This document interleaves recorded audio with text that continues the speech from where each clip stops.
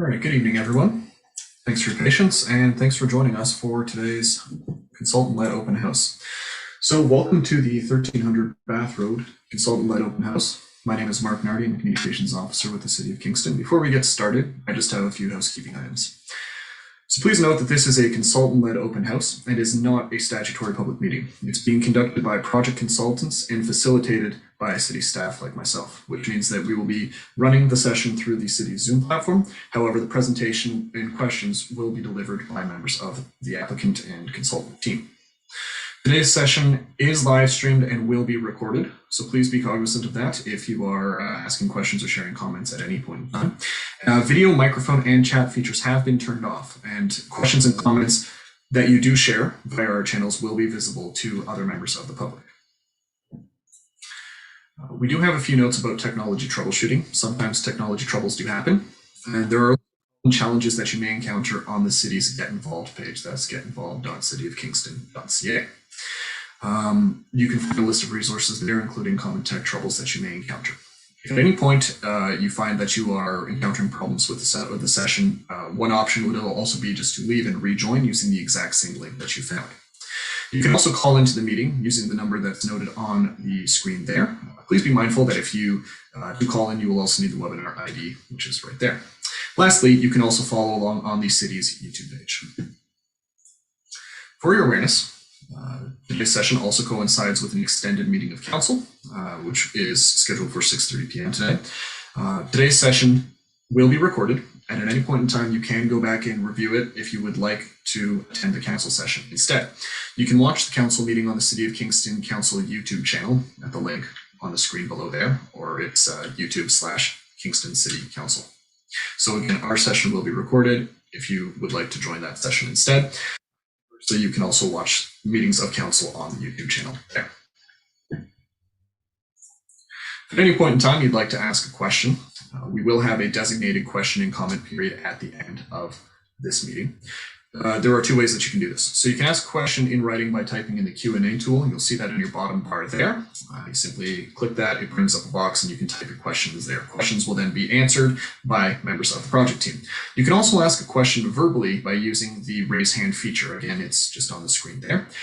You simply click the button, raise your hand, and I will go ahead and unmute you, and you can share your question with members of the public. The same applies for comments for your awareness. The guidelines for participation are now on the screen, and at this point in time, we'd just like to bring your attention to them. These guide all engagement opportunities that are facilitated through the City of Kingston. So these are shared standards for public engagement. If you do have any questions or concerns at this point in time, we ask that you please raise your hand. However, seeing no hands raised, we will proceed with the session. Here's a rough outline of tonight's session. So at 6 p.m., we are a little bit late. My apologies for that. We will have a presentation from the applicant shortly at around 6:09, 6:10. Following a roughly 30-minute presentation, we will move into a dedicated question period followed by a comment period. We do want to make sure we're getting through everyone who is in attendance. So we have 2 dedicated periods, and we are aiming for a conclusion at 7 p.m. today. Now, at this point in time, I'd just like to say that we have 4 attendees, 4 individuals in attendance at this session.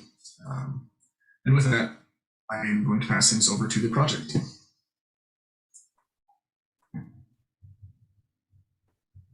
Great. Thanks, Mark. Good evening, everybody. Welcome to the open house for the Frontenac Mall. Thanks for taking the time tonight to join us. We appreciate everybody that's in attendance here. My name is Rob McFarland. I'm an urban planner with Zelenka Priamo, representing the applicant for this development. I'm joined tonight by my colleague Harry Frusios at Zelenka Priamo. As well, we're joined by members of the ownership group. So in attendance is Gabe Ciccone from Bayfield Realty and Latoya Powder from Patry Inc. We have a brief presentation for you. Should be hopefully no more than 15 minutes or so, and then we'll leave time afterwards for questions and comments. The presentation, we really want to just provide a brief overview of some site context and details of the proposed development and applications that are supporting that development. And as I said, following that presentation, we'll open the floor to yourselves, and we're happy to hear any comments or questions that you might have, and we'll do our best to address those. I believe we have 1 hour scheduled for the session. If there's a need to, I believe there's opportunity to extend that, but we'll see that if that's the case following this first hour. So with that being said, let's get right into it. If I could get the next slide, please. And I should mention for all of these slides, just to orient ourselves, the top of the page is north for all of the figures that are shown here. So the lands that are subject to this application, probably best known in the community as the Frontenac Mall. Those lands are highlighted here in the red. Those lands are located generally at the northeast of the intersection of Bath Road and Centennial in the city of Kingston. And they're currently constructed with a retail commercial plaza, as well as associated surface parking areas. And as I said, shown in red is the project boundary, and in yellow is the first phase lands. So that'll come up as we go through the development proposal and the phasing strategy in the next slides. With that, if I could get the next slide, please. As some spatial context here, just want to briefly touch on the surrounding lands. To the east, there's existing medium density residential uses as well as some commercial uses along Bath Road. To the south, that's the location of Bath Road in the red there, beyond which there are some natural areas to the south, as well as institutional uses. Those uses are the Collins Bay Penitentiary. To the west of the site, that's Centennial Drive. West of that are commercial and light industrial type uses. Generally, those are car sales lots to the west. And then to the north of the site, there's an existing spur rail line on the north end, beyond which are medium density residential uses. Bath Road is an arterial corridor. It provides direct connection via bus rapid transit and cycling to the downtown, and is a major corridor within the city. There's a number of different types of development along Bath Road, residential, commercial, a wide assortment in this area and beyond. So just a very brief context for the location of the site here. If I could get the next slide, please. I don't want to spend too much time on this one, the policy context. Just wanted to highlight the existing land use designation in the city's official plan. That's district commercial designation. That designation permits a wide range of retail and commercial type uses that are generally reflective of what we see on site today. But we would also highlight that residential uses are also contemplated within this designation already. If I could get the next slide, please. Again, this is some more policy context. This is the city's zoning bylaw that currently applies to the property. Similarly, it's a commercial zoning that applies, permits a wide range of commercial and retail type uses that are reflective of what's existing on site. Next slide, please. So the city's been undertaking a study. They've labeled it density by design. The intent of which, as we understand it, is to provide direction for future development and redevelopment in the city for where is appropriate to grow and how that growth should occur. So we understand that that study is ongoing, and there's been information reports that have been prepared as part of that. And the proposed development that we're speaking to tonight, it's informed by the goals and objectives of the city to place density in the right locations throughout the city. Next slide, please. So on to the fun stuff.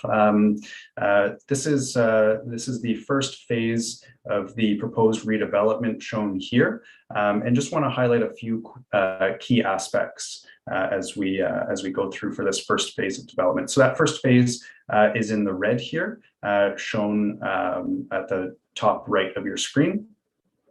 So the proponent engaged the city some time ago with the intentions of some modifications to the existing mall site. Currently, the mall property, it's partially an enclosed mall and partially designed kind of in a strip mall style. And there was an intent to consolidate some of the retail GFA space within the existing mall site, and that's reflective of what's being shown here on site on this figure. And it effectively removes a portion of the rear of the existing commercial plaza. There was a desire to make efficient use of this area, in particular, given the site context and the direction to place growth where it might be appropriate within the city. So there's an opportunity here to intensify the site while also making efficient use of the existing and renovated mall site. So a few quick kind of summary information points about this first phase of redevelopment. It is a residential building. It's 6 stories in height as currently contemplated. It's an irregular kind of S-shaped building. And within one of the curves there, there's a generous outdoor amenity space that's being allocated for resident use. As part of the development, the existing mall is being divided into effectively 2 buildings, and there's an opportunity to create more of a connection to Bath Road, in particular, given the intensification context that's being proposed and making sure that residents have adequate access to the surrounding road network. So there's upgraded boulevards here through the center of the site, which has opportunity for cycling infrastructure as well as wider pedestrian boulevards, as well as connections that are anticipated to be facilitated to the property to the east for residents as well. A total of 288 units are anticipated based on the submission.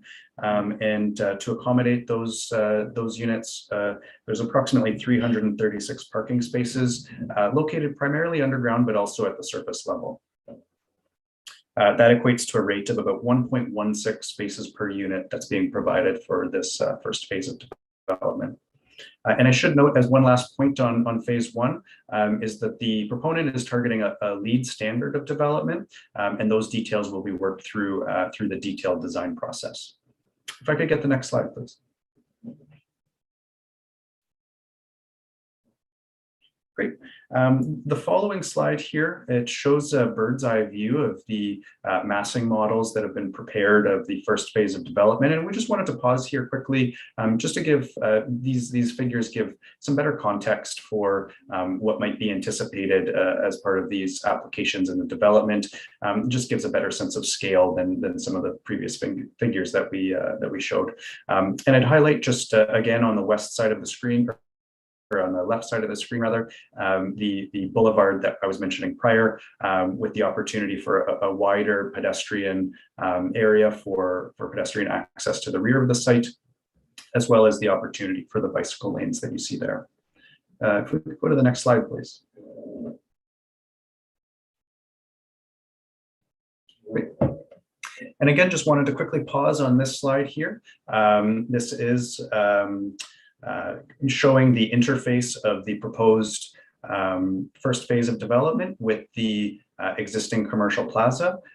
There is a desire to upgrade the materiality of the commercial plaza so that it's providing for an appropriate interface with the residential community that's being introduced here. So that's being shown by this figure here, as well as those similar connections that are proposed throughout the site. So the opportunities to include dedicated cycling lanes and pedestrian access through the site.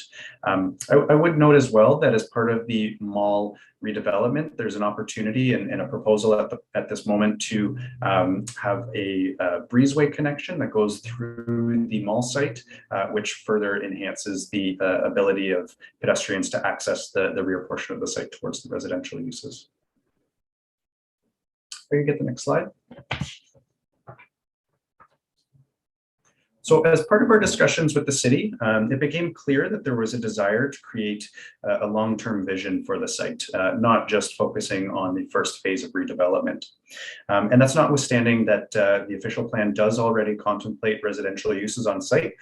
There was a desire to really establish a vision and context for future redevelopment.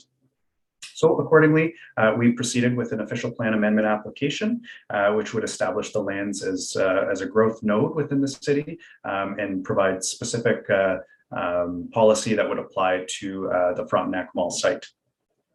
And it would apply to redevelopment, and there's an intent as well to recognize the existing commercial function as well. And to be clear, the future phases do see further removal of commercial lands, but those again are future phases and something that is being planned at this time in the policy, but is not intended to go forward at this time. Those would be future considerations, kind of longer term planning scenario. As a brief description of the master plan exercise as a whole, there's an opportunity that we see here to concentrate some intensification and growth in an appropriate location, that being at the intersection of two arterial roads, being Centennial Drive and Bath Road. So the majority of the density is concentrated towards these public roads to further animate those streets, and buildings are pushed further towards the street so that, again, we create that pedestrian scale and help frame the street, which along Bath Road is a largely, there's generous setbacks to existing buildings as you travel along Bath Road. So there's a desire to help frame that street through the redevelopment here. In total, at this point, we're anticipating approximately 1,685 dwelling units on site at full redevelopment. And height is, as I said, concentrated towards key areas at a maximum of approximately 20 stories at the moment, but there are a range of heights that are contemplated for the various buildings.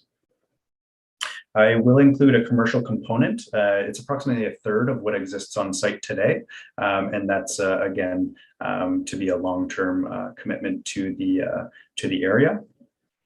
And we do see, as a result of redevelopment, a significant increase in landscaped and green areas on site. And each phase would propose, at this point, we propose amenity areas for each site in each phase as it proceeds. So that's generally speaking the concept plan for the long-term vision of the site. If I could get the next slide. And so I kind of briefly touched on this in the previous slide, but we do understand and recognize that through the phasing strategy, it's important to, that the existing commercial uses are recognized for their contributions to the community, and that existing tenants are considered as we proceed with growth on the site. So we did have specific consideration, and the landowners had specific consideration for how tenants were engaged with prior to redevelopment. And I would reiterate that phase one is proceeding, and it includes mall renovations. And a number of commercial units are being retained on site as a result of this first phase of redevelopment. Existing commercial tenants that would have been directly impacted by this first phase of redevelopment were given the opportunity to relocate in the ultimate redesign of the site. And where tenants elected to be relocated, they were given that ability. So everybody that's been that wants to be accommodated in the future has been accommodated so far, and anybody that's elected to not relocate on site did so out of their own choice. And so there's been a desire to really give the opportunity for tenants to have a space once phase one is completed. Future phases, again, would proceed once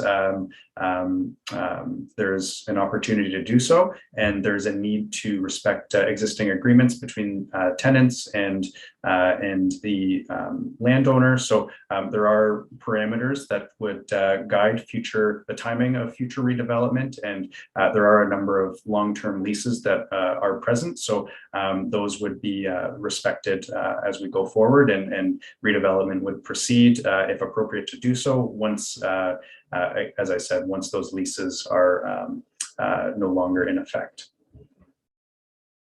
If I could get the next slide, please. Yeah, just to summarize that, everybody who has a desire to relocate has been relocated, and tenants were engaged early in the process, as far back as 2 years ago prior to engagement with the city. And I'll conclude on this slide, and don't want to spend too much time in the weeds here, but what's being proposed here is an official plan amendment and a zoning bylaw amendment.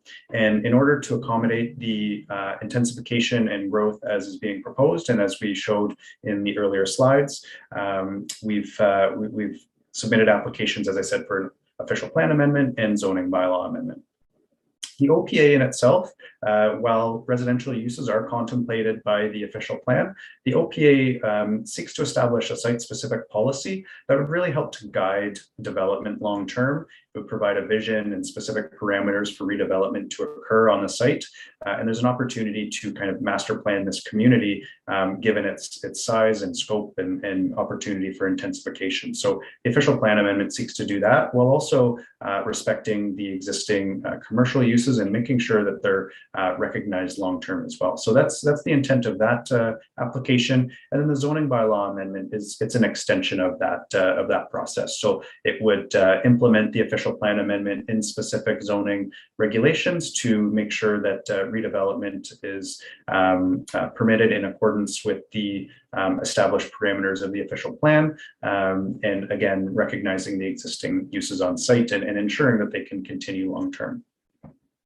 Both of these applications are being refined through discussions with staff, and so there is opportunity for those visions to be shaped through this process. And we want to emphasize that it's not final, it's not set in stone, and that we're listening to all feedback, and we hope that we do get feedback on the applications from everybody here this evening and in future meetings, and that will be considered as we go ahead with the applications and processing these with staff. So that's a brief summary of the technical side of things.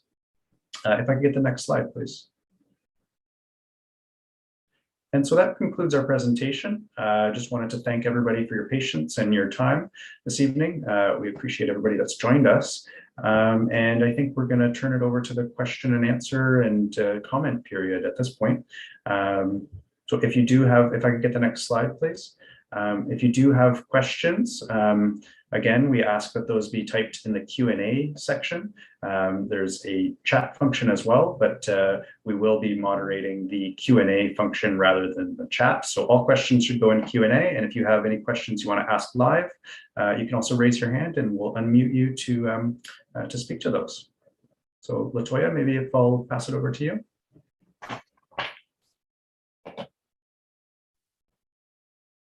If we have any questions.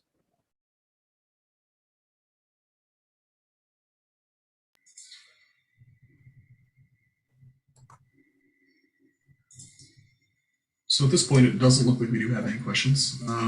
So maybe what we can do is... We do have one question actually from Kate Hodgson. Oh, perfect. And she was wondering, is it possible to have green space development on rooftops for visual and environmental value? That's definitely something that we have been looking at, and that's something that we definitely would be considering. Typically, we use the rooftops for solar panels to kind of install that there, but I'm sure I could take that back and we could see if there's a way we could incorporate the green space on the roofs.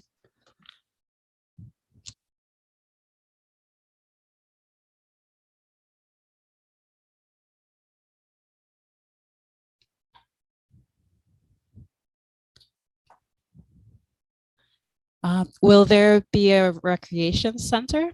That is something that we are discussing through the official plan and zoning bylaw. That's something that would come up once we get comments back from the city to see if there's any kind of additional public spaces that they would like to see incorporated.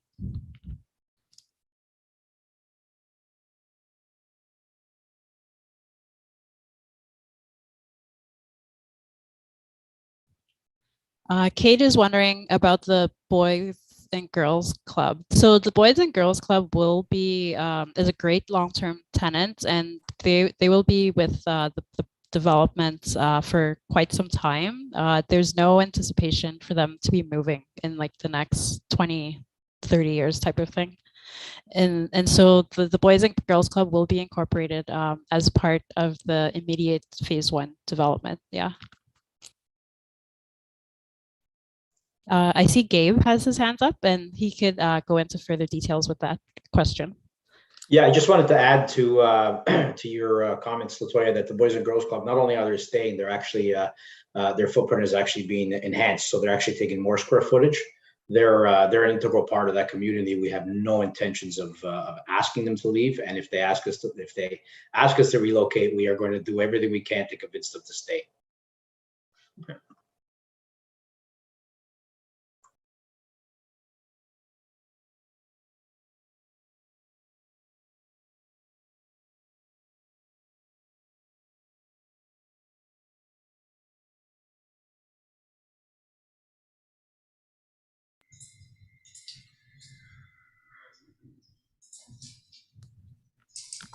So I'm not seeing further. Oh, do we get another? Yeah, we got another question. To Okay. answer Kate, yes, the units will be rentals actually. So typically we always try to incorporate affordable unit types in our projects so that they could reach like a variety of income levels.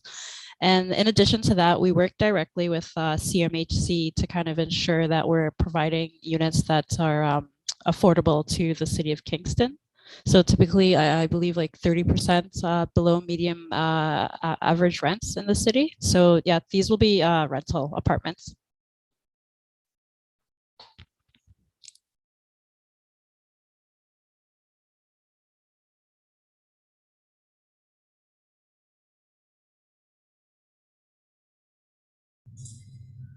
All right, those are some great questions. So in the event that we don't receive any additional questions, what we can do is leave things open for another 2 or so minutes.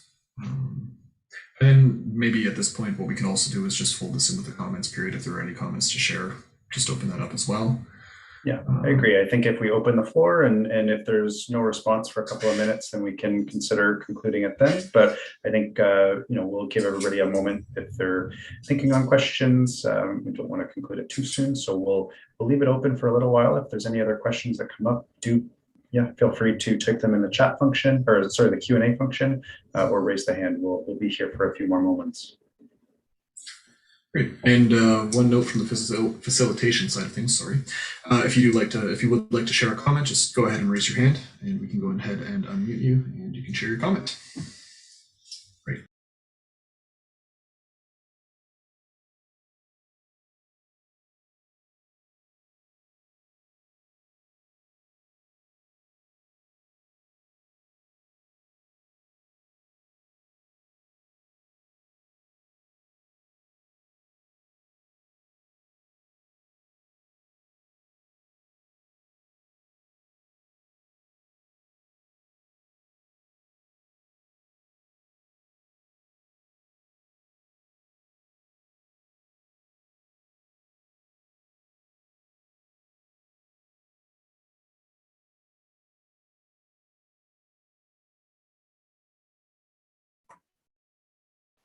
And as we're thinking on comments and questions, I just wanted to remind everybody that there are further opportunities for consultation and reaching out.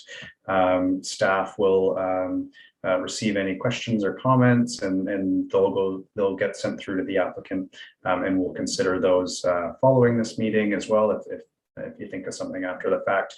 And as well, there's going to be a future public meeting as well. This is the open house, but there's further opportunity for community consultation through the public meeting. Details for that in terms of the timing and that information that will be coming. We don't have a date scheduled quite yet, but that information will come in the future.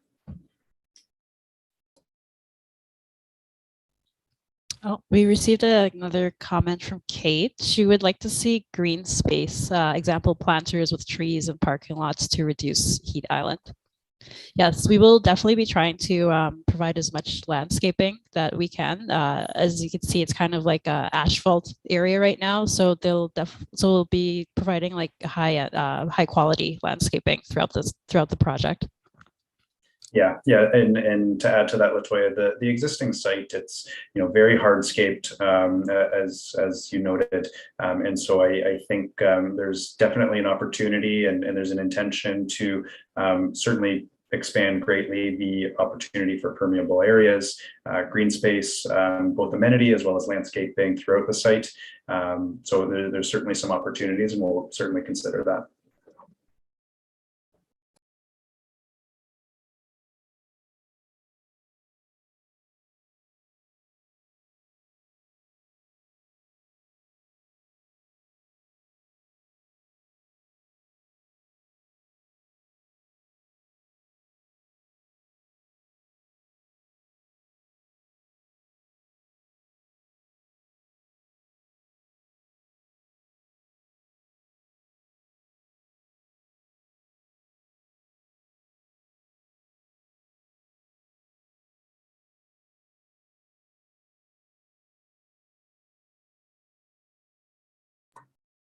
Perhaps maybe, Mark, if we could go to the slide with the city's contact, just so everybody can have that contact detail.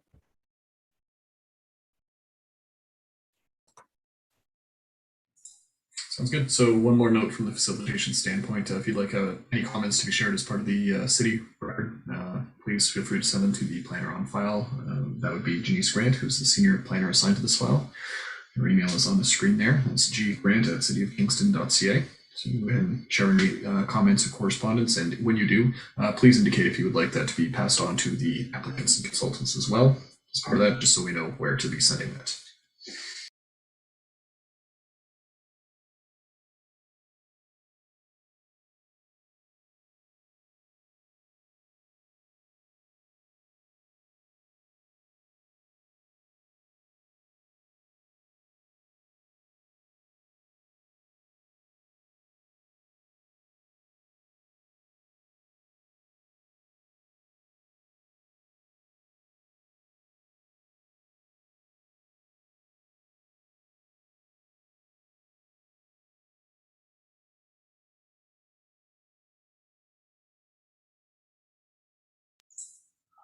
All right, everyone. Well, once again, thanks for taking the time to join us at today's consultant-led open house. So this concludes everything for the evening.